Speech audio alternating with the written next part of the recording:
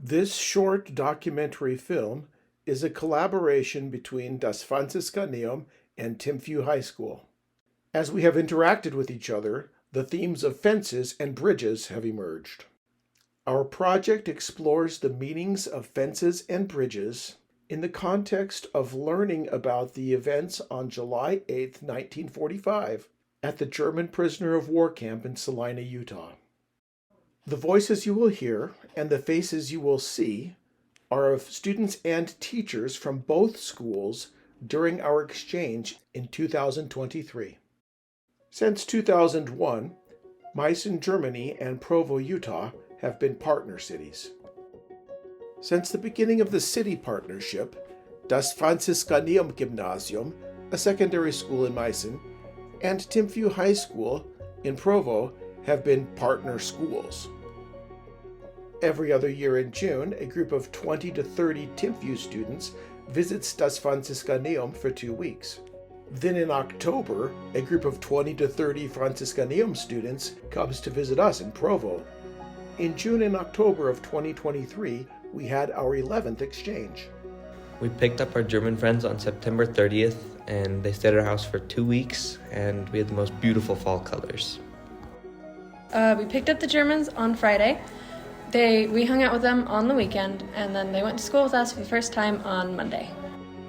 It is very interesting to look into the American daily routine of a student. In addition, the culture and the customs are completely different than in Germany, which gives us a very good and new experience. It's very exciting to try out the typical American activities with everything here, so we all have fun here. So, at the beginning, I had a lot of stress about Eddie sharing a lot of interest with Eddie, the student who came and stayed with me. Because when I was looking over his overview page, it just wasn't a lot of things. He said he was a volunteer firefighter, which was cool. And he went to the gym a lot, which are two things that I don't have a lot of experience with. And so I was kind of stressed about it. But, later on, when I actually met Eddie, it turns out that we have a lot of things in common. He likes Warhammer. I like Warhammer. He likes Star Wars. I like Star Wars. He likes strategy games. I like strategy games. And it just turns out that there are a lot more connections between us than what I had originally thought. Yeah, and I was really worried for the exchange about my schedule. I had a lot of things, still have a lot of things that I have been working on. I didn't know how I'd be able to get those done and also host a student. Now, it helped for me that I already went on the exchange. I knew Conrad, he came over to my house. But I think, I've had to sacrifice some sleep in some places. I had to move some things around, kick some priorities down the priority chain. But it's been an awesome experience. Everything that I've been able to give up or move down the road so that we can have a better exchange has been totally worth it. Hosting a German was at first a really nerve-wracking experience for me. I was worried that we wouldn't connect very well, but luckily we were able to communicate okay, and I was able to introduce her to some American things and as well as my friends, and I think we made a good connection. Something interesting was that we shared the same birthday, which also happened to be a German holiday, and that was a fun experience that we could share together. We also took her to laser tag, which was something she really enjoyed doing in Germany, and she was able to meet some more American people through that as well. When I had to do the German exchange, I thought it was going to be totally lame, and I was just going to have to stay with this German kid for 2 weeks, but it wasn't, and by the end we were actually good friends, and he was almost like a part of the family. It was really a great time, and I had a good experience with it. Right, when my exchange student came to my house, it felt more like we were sisters than anything, and we could talk about anything and laugh about anything because we're both teenagers, and it's not like we're from two different worlds. We're from the same world, so we had lots of things to say to each other. It was really cool because we could laugh and share stuff in English, but we could also laugh and share stuff in German, and so we had that extra. Right. We had an extra thing we could talk about. Thing. Like there was no cultural boundaries between us, I feel like, because we're just able to connect as teenagers because that's just who we are.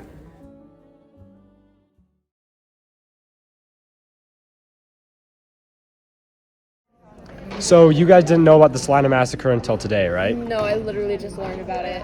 How did you feel when you learned about it?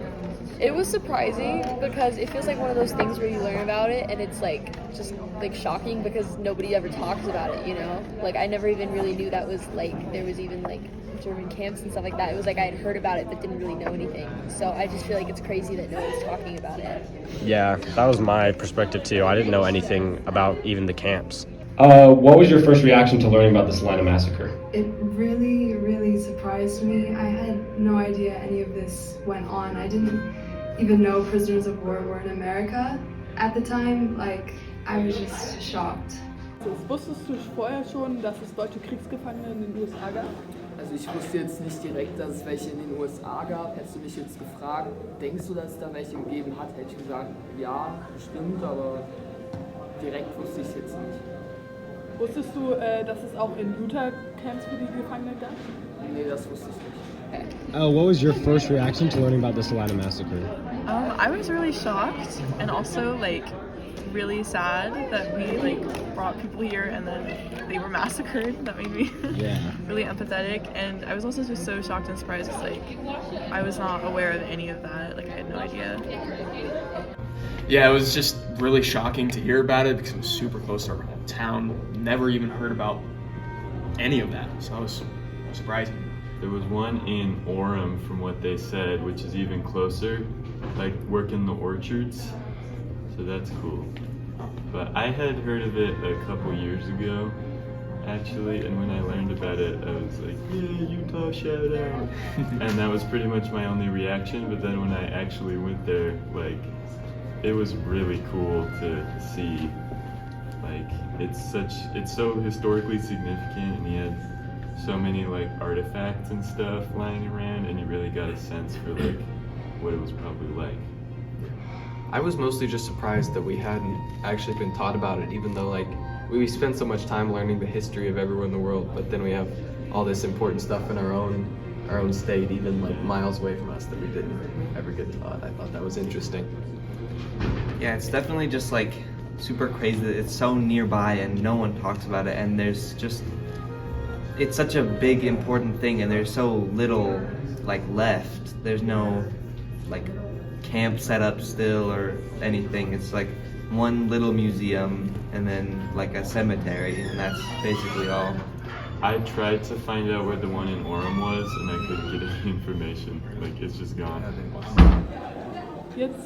Jetzt hast du etwas über das Camp in Salina gehört. Würdest du sagen, dass die Deutschen im Camp gut oder schlecht behandelt wurden? Also ich muss sagen, aufgrund der Kriegsumstände ist es natürlich nichts Erfreuliches, dass sie halt in einem Gefangenenlager waren, erst recht nicht für die Deutschen, aber sie hatten halt es echt gut in den Gefangenenlagern, dadurch, die haben ja echt einfache oder halt normale Arbeit gemacht oder sehr humane Arbeit, haben gutes Geld für die Zeit, für die Arbeit bekommen, und die wurden ja eigentlich völlig umsorgt.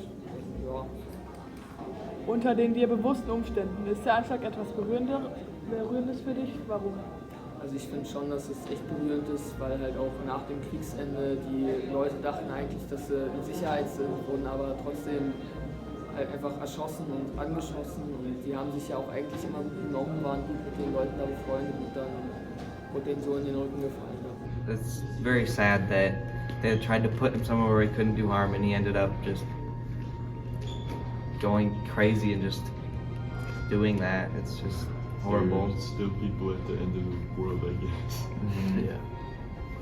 What do you think it might have felt like to be a young 16-year-old prisoner of war who was captured on the front in France and now is in Salina, Utah in June of 1945? Must have been unimaginable to be taken from your home and then to be brought to the front lines and to be fighting, and then to be taken even farther from your home to a completely new nation on the other side of the gigantic Atlantic Ocean, and not know where you're going. and then to be followed by months upon months of no contact with your family and just hard work in general. It must have been very complicated for the captured ones because they learn new people that originally were their enemies, and now they have to work with them, and that could have been unimaginable for them, while also not knowing what happened to their families. I think it's kind of scary because, how Christoph said, you don't know what is in Germany and how your family feels like, and yeah. How do you imagine the farm families would feel about you at first? They would probably be very against you. They would think that you're still the enemy and that you would eventually fight against them and not work with you, and they would probably be very scared of you in the beginning. It shows great bravery from both sides to be able to get past those troubles and those trials of war and of differences and be able to live and work together in almost peace and harmony to a degree. How would you feel if you were in a POW camp, sleeping, and a machine gun started firing on you? I would be terrified. I would feel kind of betrayed and wonder why they were doing this to us if we didn't do anything. Around 10 years ago, I found out about the Salina massacre. And ever since then, I've always thought that it should be more well known, and it should be something that schools have more access to, and not just in the United States, and not just in Utah, but also in Germany. Because it really is, I mean, there's so many people in the world who really know a lot about World War II. And they're even World War II fans that like to study every little aspect of World War II. But somehow this one slipped through the cracks and people don't know about it. I mean, yes, there are people who do, but just not enough.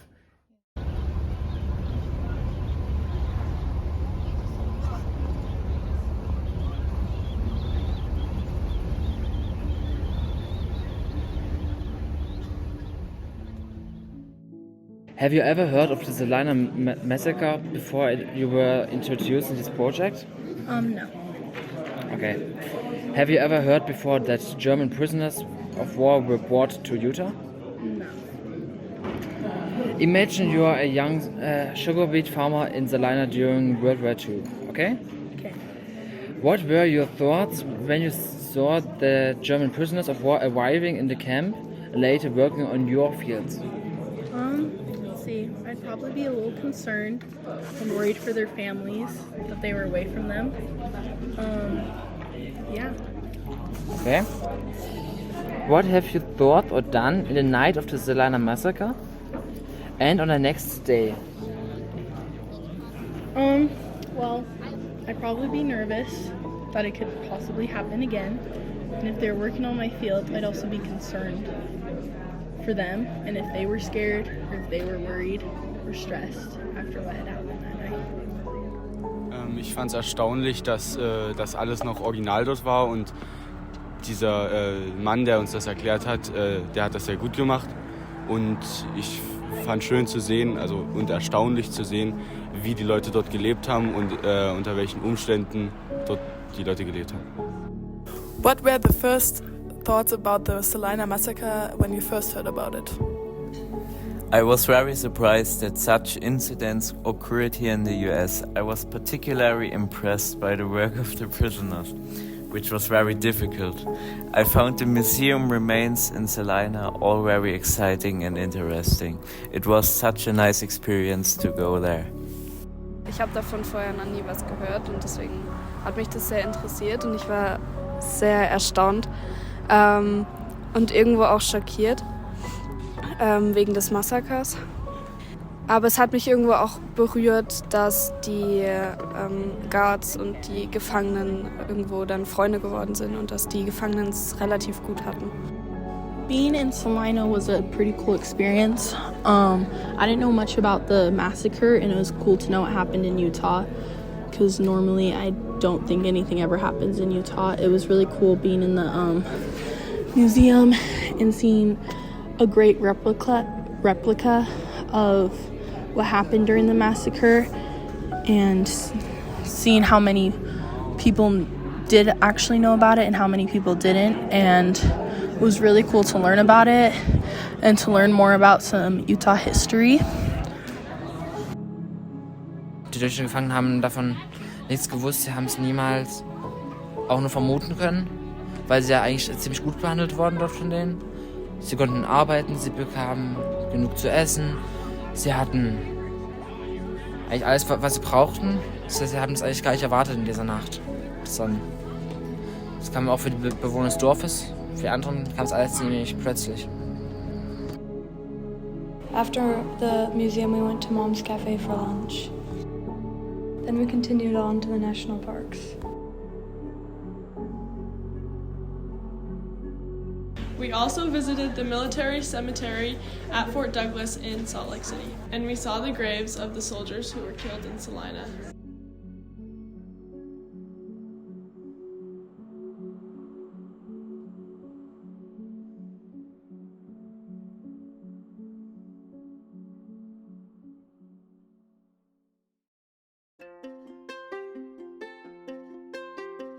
To make a cyanotype photo, you select a photo and you reverse it and put it in black and white, and you print it on translucent paper, on a translucent piece of plastic, and then you coat a piece of paper with the cyanotype chemicals, and then put your translucent paper on the other paper, and then you put your photo on your paper, you cover it with plexiglass, and you put it in the sun for about 20 minutes. And when it's fully developed, your photo will be in black and blue, and you can paint it, make a collage, cut it out, make a card.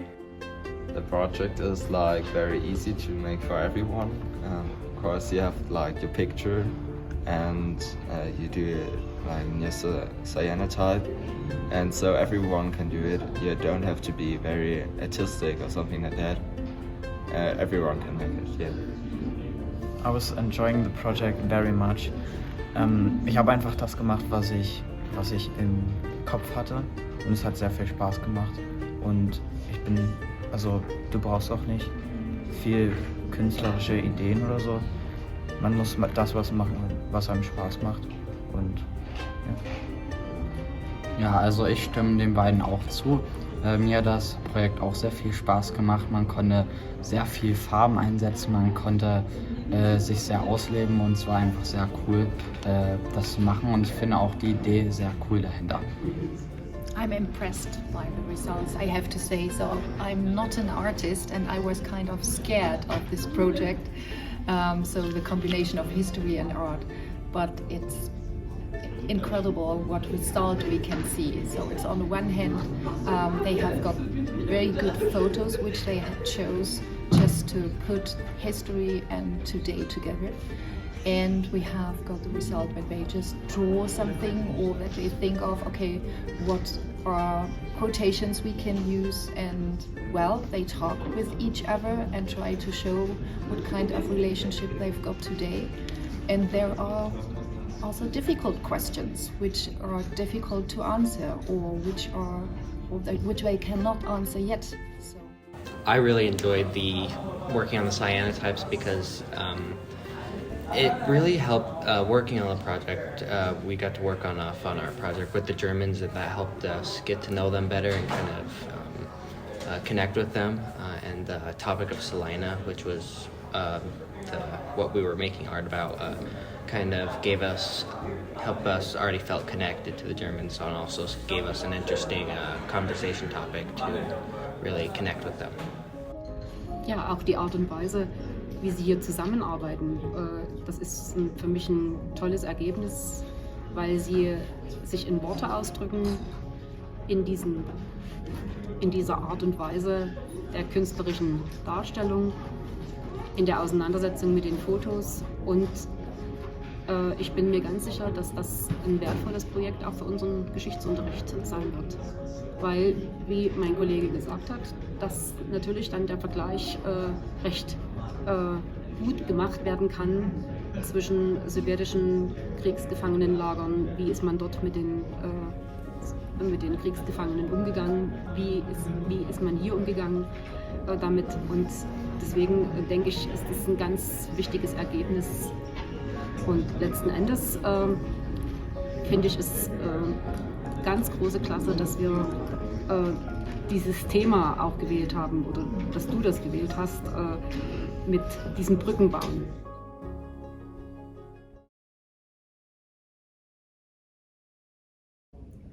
Okay. Steven, du hast dich für das Salina Project entschieden und die Auseinandersetzung mit diesem Massaker. Was würdest du Leuten sagen, die sagen, in diesem Krieg sind Millionen Menschen gestorben?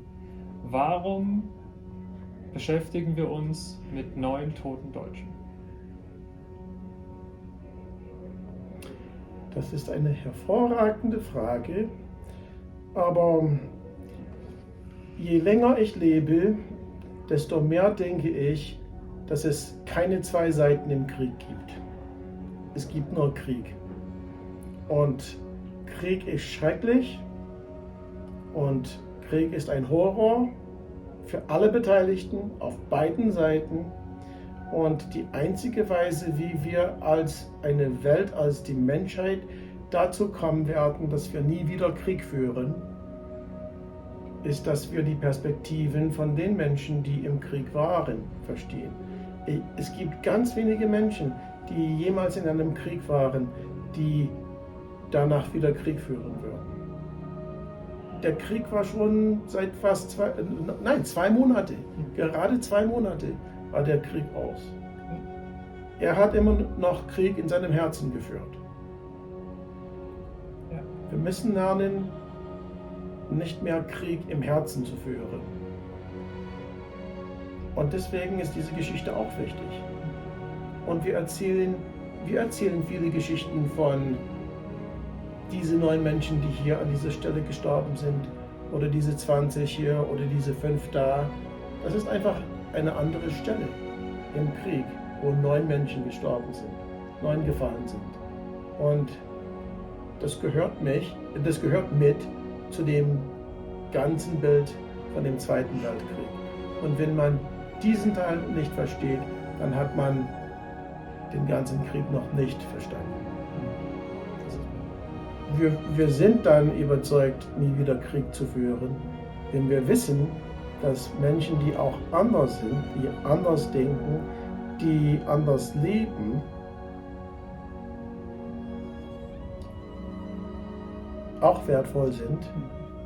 Und wenn ich sie näher kennenlerne, dann sehe ich, wie ähnlich wir sind. Ich glaube, es zeigt den Schülern auch ein Stück weit, dass es nicht diese eine Reaktion auf eine Situation gibt.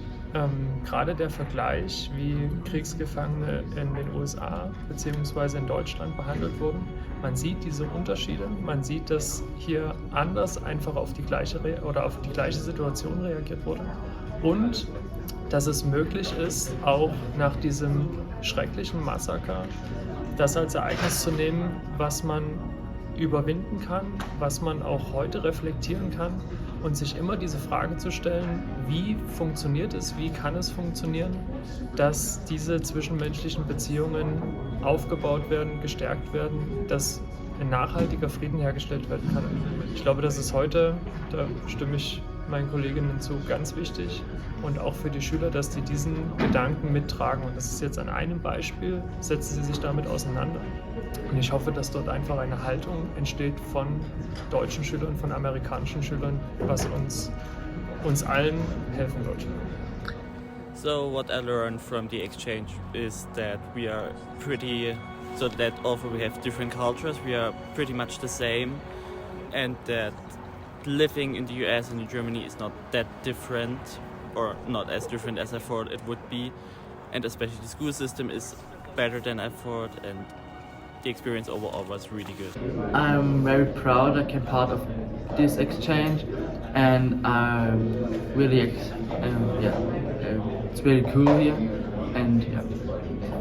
I really enjoyed it being here, and getting to know a new country, getting to know how it feels to be in the unknown and still learn new stuff and explore all the differences that you would never see in Europe and in Germany in general, that you would just find here in the US. It's very interesting knowing new stuff.